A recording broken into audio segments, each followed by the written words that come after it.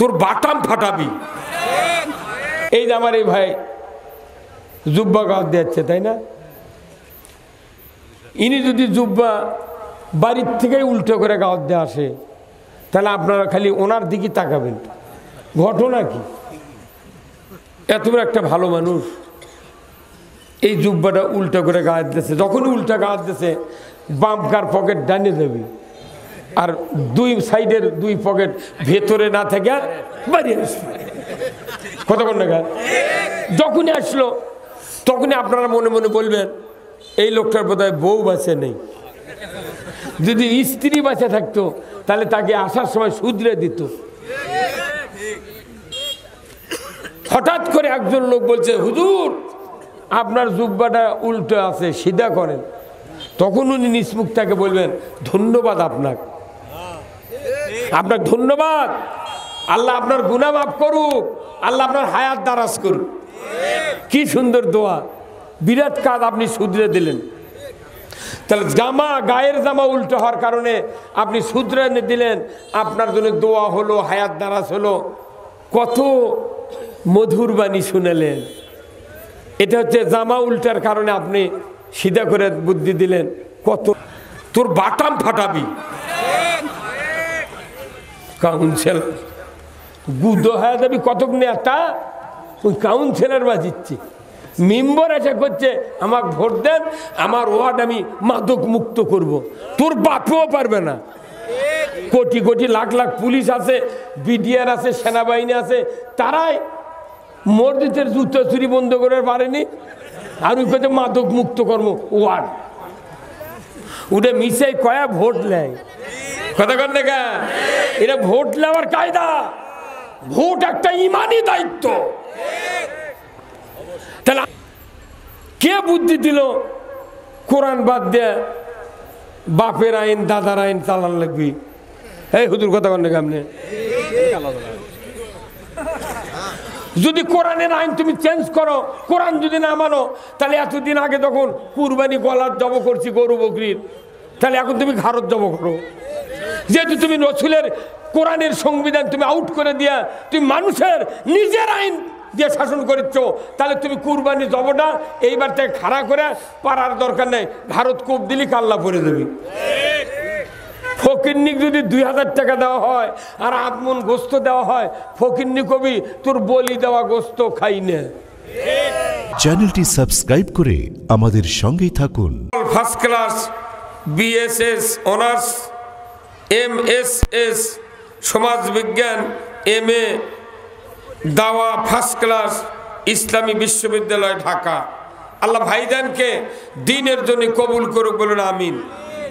হাফেজ মাওলানা মোহাম্মদ ফজলার রহমান বিশিষ্ট ইসলামী চিন্তাবিদ, আল্লাহ তাআলা এই ভাইকেও দ্বীনের জন্য কবুল করুক। আজকের মাহফিলের সম্মানিত মেহমান বিন্দু হাফেজ মোহাম্মদ মাসুদুর রহমান, মাওলানা মোহাম্মদ জাহিদুল ইসলাম, খতিব জোড়া ফকির বাড়ি জামে মসজিদ, ইমাম জোড়া ফকির বাড়ি জামে মসজিদ। আল্লাহ তাআলা এই ভাইদেরকে ইসলামের বিজয়ের জন্য কাজ করার তৌফিক দান করুক, বলুন আমিন।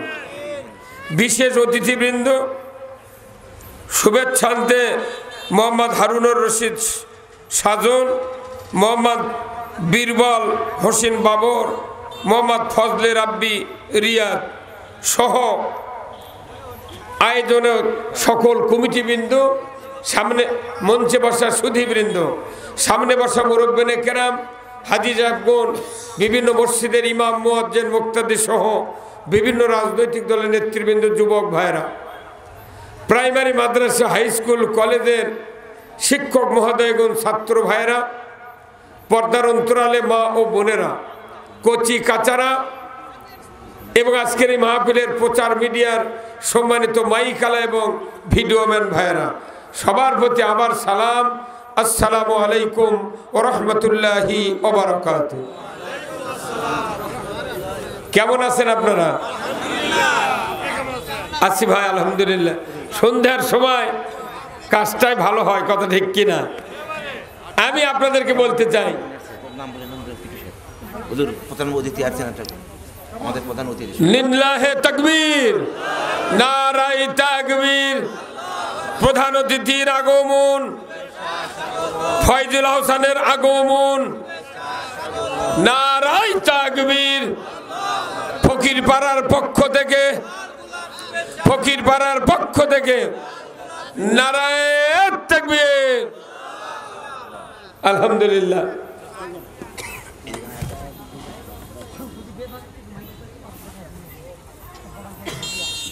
ভাই বসেন।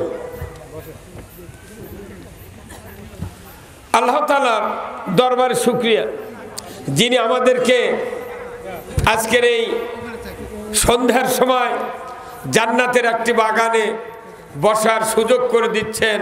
এর জন্য আমরা সবাই বলি আলহামদুলিল্লাহ। লাখো কোটি দরুদ ও সালাম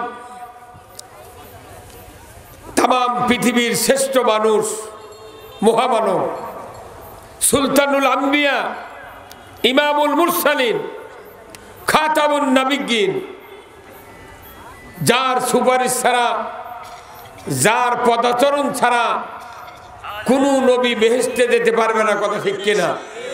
কেউ বেহেশতে যেতে পারবে না। সেই জান্নাতের পথের দিশারি যিনি দিলেন, তিনি হলেন পৃথিবীর শ্রেষ্ঠ রাখাল, শ্রেষ্ঠ স্বামী, শ্রেষ্ঠ বাবা, শ্রেষ্ঠ নানা, শ্রেষ্ঠ যোদ্ধা, শ্রেষ্ঠ সেনাপতি। উনি হলেন শ্রেষ্ঠ সফল রাষ্ট্রনায়ক। সবাই জোরে বললেন না? ঠিক। এই মুরব্বী, আপনি কাল্লা ঢোকালেন কেন? কথা নেই কথা। তিনি হলেন সফল রাষ্ট্রনায়ক। সবাই বলেন ঠিক। কত কচুমার্কা নেতার পাশে স্লোগান দিলাম, অমুক নেতায় গিয়ে চলো, আমরা আছি তোমার আগে পাশে। অমুক নেতার চরিত্র ফুলের মতো পবিত্র, নামাজ পড়ে না এক উক্ত। হ্যাঁ কতক্ষণ ওই রকম নেতা, নেতার নেতা। কিয়ামতের দিন রসুলের নেতৃত্ব যারা দুনিয়াতে মেনে নেবেন, রসুল হবেন ইমাম, তার পেছনে পেছনে সকল অনুসারী জান্নাতে যাবে। এই জন্যে কবরে বলা হইবে মান হাদার রাজুল, ওই পুরুষটিকে। আপনি যদি রসুলের উম্মতের 1 নম্বর পর্যায়ে যান, রসুলের অনুসারী হন, আপনার জবান দিয়ে বের হবে হাদা নবিয়্যুনা মুহাম্মদুর রাসূলুল্লাহ সাল্লাল্লাহু আলাইহি ওয়াসাল্লাম। কিন্তু দেশে কত নেতার আবির্ভাব হয়, নেতার চোটে বাংলাদেশ খ্যাতা হয়ে গেছে। নেতার তেলবাজি করতে করতে ইমাম শুদ্ধ বলে গেছে। কথা করে মনে জানি না কোন মসজিদের ইমাম পালাছে কোন, তো এত ভয় কে করতে? বাংলাদেশের একটা মসজিদের ইমাম পলায়নি। আসল জায়গার ইমামও আল্লাহ পলাতে বাধ্য করেছে। যে তুমি যদি 1 নম্বর মসজিদ, বাংলাদেশের 1 নম্বর মসজিদ হলো বাইতুল মুকাররম, ওই মসজিদে যদি এই 16 বছর আসল কথা হতো, এদেশের পরিস্থিতি এরকম হতো না। ওই মসজিদের ইমামের তেলবাজির কারণে একটা এমপি বলতে বাধ্য হচ্ছে হযরত শেখ হাসিনা। ওই মসজিদের ইমামের তেলবাজির কারণে কাফিলউদ্দিন সরকার বাধ্য হয়েছে বলতে জান্নাতি। জান্নাতি মানুষ পলাবি কে? ও তো বেশ তো ঢুকবি। কতক্ষণ নাম আব্দুর রহমান, কিন্তু একদিনও ওযু করে না। ওই সাইদের জান্নাতি। এই জন্য আমি আপনাদেরকে কিছু কথা বলবো। আমরা কি থামেন থামেন, আসবেন এমনি আসবেন, থামেন তো। আচ্ছা আচ্ছা, লোক থামেন তো, মানুষ বলছে ওই জায়গা গরম হয়ে গেছে, থামেন তো। দাঁড়া দাঁড়া থাকবে, তাকে সোয়াব বেশি। তারা আবার আমাকে সিকিউরিটি গার্ড। যে মানুষ আছে আজকের মাহফিল, একটা অভোটার নেই, কি সব দানাদার। আল্লাহু আকবার। বগুড়া যখন শহর হয়নি তখনও এই জোড়া তার আগে কি এই জোড়া ভাটরার শামসু চৌধুরী সাহেবের শ্বশুরের বাড়ি এই জোড়া। হ্যাঁ হ্যাঁ আগে ছিল বগুড়ার সবচেয়ে পরিচিত নাম হলো খানদার। খানদার মানুষ চিনিচ্ছিল কিন্তু সাত মাথা চেনেনি। আবার খানদারের আগে মানুষ জোড়ার কথা হাজার হাজার মানুষ বলেছে। এই জোড়া মাদ্রাসা বগুড়ার ভেতরে শ্রেষ্ঠ মাদ্রাসা। সেই ভূখণ্ডের এক পার্শ্বে আজকের মাহফিল। আমি আপনাদেরকে বলতে চাই, আমরা কি রসুলের নেতৃত্ব মানতে রাজি আছি? হ্যাঁ, কারা কারা রাজি নাই হাত তোলেন তো। রাজি নাই, রাজি নাই, কেউ হাত উঠাবে না। কারণ তার নেতৃত্ব যদি আমরা মানতে না পারি 99% ইবাদত আল্লাহর দরবারে কবুল হবে না। প্রথম শর্ত হলো আল্লাহর উপর ঈমান আনা, দ্বিতীয় শর্ত হলো রাসূলের নেতৃত্ব মেনে নেওয়া। কিন্তু আমরা সব নেতৃত্ব মানতে রাজি, কিন্তু রাসূলের নেতৃত্ব, রাসূলের শাসন, রাসূলের আদর্শ মানতে নারাজ। সব মানে নেতা যেভাবে কোট গাওয়াত দেয় ওই কোট ওই গাওয়াত দেয়। পীরের যদি বাবরি থাকে জাকের ওরও বাবরি। যে হুজুর 5 কল্লি টুপি ওর মুরিদেরকেও 5 কল্লি টুপি। কতক্ষণ না এক একজন এক এক কোম্পানির মালের মতো বাংলাদেশের ইমানদারের অবস্থা, তাই না? যাই যে তরিকাত আছে সেই তরিকার সব ধারণ করছে, কিন্তু পৃথিবীতে তরিকা কয়টা? একটা। সেটা রাসূলের তরিকা।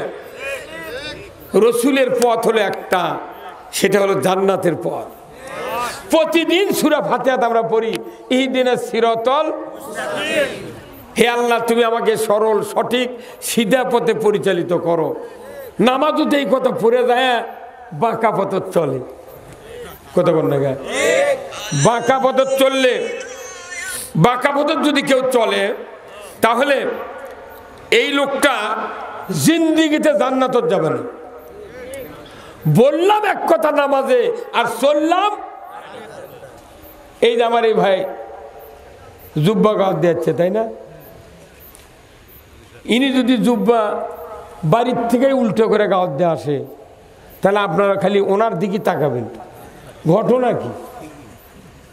এত বড় একটা ভালো মানুষ এই জুব্বাটা উল্টো করে গাওয়াত দিয়েছে। যখনই উল্টা গাওয়াত দিয়েছে বামকার পকেট ডানে যাবে আর দুই সাইডের দুই পকেট ভেতরে না থেকে বাইরে আসবে। কতক্ষণ না যখনই আসলো তখনই আপনারা মনে মনে বলবেন এই লোকটার বোধহয় বউ বাঁচে নেই। যদি স্ত্রী বাঁচে থাকতো তাহলে তাকে আসার সময় শুধরে দিত। হঠাৎ করে একজন লোক বলছে, হুজুর আপনার জুব্বাটা উল্টো আছে, সিধা করেন। তখন উনি নিষ্মুখ তাকে বলবেন, ধন্যবাদ আপনাকে, আপনার ধন্যবাদ। আল্লাহ আপনার গুনাহ মাফ করুক, আল্লাহ আপনার হায়াত দারাজ করুক। কি সুন্দর দোয়া, বিরাট কাজ আপনি শুধরে দিলেন। তাহলে জামা, গায়ের জামা উল্টো হওয়ার কারণে আপনি শুধরে দিলেন, আপনার জন্য দোয়া হলো, হায়াত দারাজ হলো। কত মধুর বাণী শুনালেন। এটা হচ্ছে জামা উল্টার কারণে আপনি সিধা করে বুদ্ধি দিলেন, কত দোয়া করলেন। তাহলে আপনি যখন চলিচ্ছেন পথে, এই পথটা যদি খারাপ হয়, এই পথ যদি উল্টো হয়, রসুলের পথের সাথে না মেলে, আল্লাহর পথের সাথে যদি না মেলে, তাহলে এই পথিকক যদি আপনি আমি শুধরে দিই, আমাকে কি দোয়া করে? আমাকে ধরে লেজা জেলত তোলে। হ্যাঁ কতক্ষণ। শুধু তাই নয়, শুধু তাই নয়, তাদের বিরুদ্ধে নিশ্চিহ্নের ষড়যন্ত্র করে। কি ব্যাপার? যারা কোরআন পড়ে, কোরআন গবেষণা করে তারাই তো আল্লাহর পথ পায়। তে সারা বাংলাদেশে এত মাহফিল, এত শ্রেণীর লোক, কিন্তু দেখা যায় আল্লাহর পথে যারা উল্টাভাবে চলে, আল্লাহর পথে না চলে উল্টা পথে চলে, এদেরকে সাবধান করলেই এদেশের কিছু নেতা, কিছু পাতি নেতা, কিছু সম্ভ্রান্তশালী লোক কিংবা সরকার কিংবা যাদের ক্ষমতা হাতে আছে তারা তাদের বিরোধিতা করে। তাহলে এই বিরোধিতা করা ঠিক হলো তার কেরে? তাদের ভেতর কি ইমানদার নাই? আছে না নাই? এই যে আপনারা ডেইলি ওষুধ কেনেন, রানীরহাট, বগুড়া সিটি মেডিকেল, বিভিন্ন জায়গায় সবুজ মেডিকেলে কেনেন, একটা লোক যদি কয় ভাই আমার আমাশয় হাতে, কি ট্যাবলেট দেয়?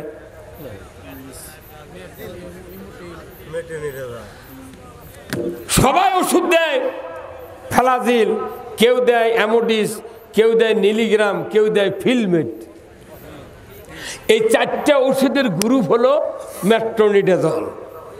মেট্রোনিডাজল হলো ওষুধের গ্রুপ, এর কাজ আমাশয় বন্ধ করা।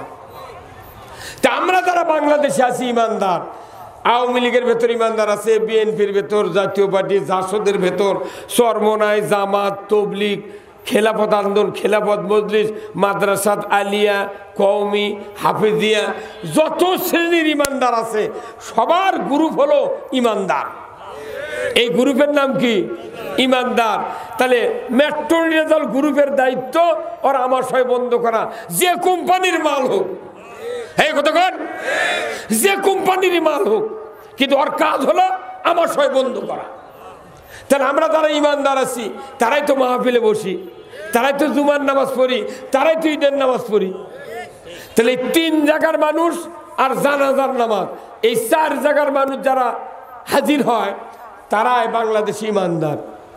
তাহলে এই ইমানদারের গ্রুপের দায়িত্ব সব বাদ দিয়ে ইসলাম বিজয় করা। কতক্ষণ এই আওয়াজ ধেরে হয় না, মনে মনে কয় আমি তো অমুক দলের কাউন্সিলর, তোর বাটাম ফাটাবি। কাউন্সিলর গুদো হয়ে যাবি, কতক নেতা ওই কাউন্সিলর বাজিচ্ছে, মেম্বার এসে করছে আমাকে ভোট দেন, আমার ওয়ার্ড আমি মাদক মুক্ত করব। তোর বাপও পারবে না। কোটি কোটি লাখ লাখ পুলিশ আছে, বিডিআর আছে, সেনাবাহিনী আছে, তারাই মসজিদের জুতো চুরি বন্ধ করে পারেনি, আর ওই কথা মাদক মুক্ত কর্ম ওয়ার্ড ওটা মিশাই কয়া ভোট নেয়। কথা কন দেখা, এটা ভোট নেওয়ার কায়দা। ভোট একটা ইমানি দায়িত্ব। তাহলে আমরা যারা ইমান এনেছি, সকল দল মতের লোক যারা ইমানদার, তাদের দায়িত্ব আল্লাহর জমিনে আল্লাহর দিন বিজয় করা। আপনার আল্লাহর দিন আল্লাহর জমিনে বিজয় হোক। কারা কারা চান আল্লাহকে দুহাতে না দেখান তো? লিল্লাহে তাকবীর, নারায়ে তাকবীর, নারায়ে তাকবীর। আল কোরআনের আলো, আল কোরআনের আলো, কোরআন হাদিস যেখানে, দুনিয়ার মুসলিম, জোড়াগ্রামের মুসলিম, বগুড়ার মুসলিম, সাধারণপুরের মুসলিম। আমার নেতা তোমার নেতা, আমার নেতা তোমার নেতা। লিল্লাহে তাকবীর।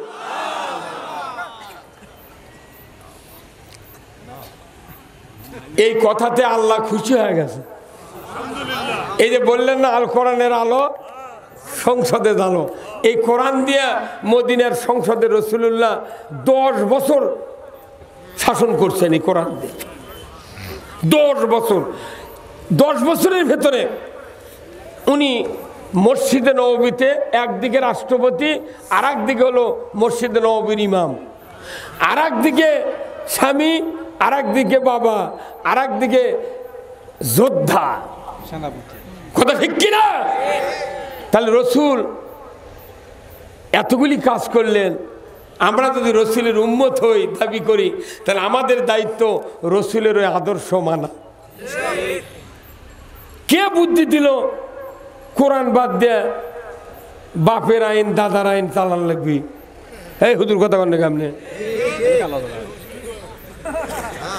যদি কোরআনের আইন তুমি চেঞ্জ করো, কোরআন যদি না মানো, তাহলে এতদিন আগে যখন কুরবানি গলার জব করছি গরু বকরির, তাহলে এখন তুমি ঘাড়ত জব করো। যেহেতু তুমি রসুলের কোরআনের সংবিধান তুমি আউট করে দিয়া তুমি মানুষের নিজের আইন দিয়ে শাসন করেছ, তাহলে তুমি কুরবানি জবটা এইবার থেকে খাড়া করে পারার দরকার নেই, ভারত কোপ দিলি কাল্লা পরে দেবে। ফকিরনিক যদি 2000 টাকা দেওয়া হয় আর আপমন গোস্ত দেওয়া হয়, ফকিরনি কবি তোর বলি দেওয়া গোস্ত খাই না। তা আল্লাহকে বলছেন যে তুমি যদি আমার আইন বাদ দিয়া অন্য কারো আইন মানো, বলি দিলে যেরকম ফকিরনি গোস্ত খায় না, তোমার আবাদত আমার কাছে সারানার গ্রহণযোগ্য হয় না।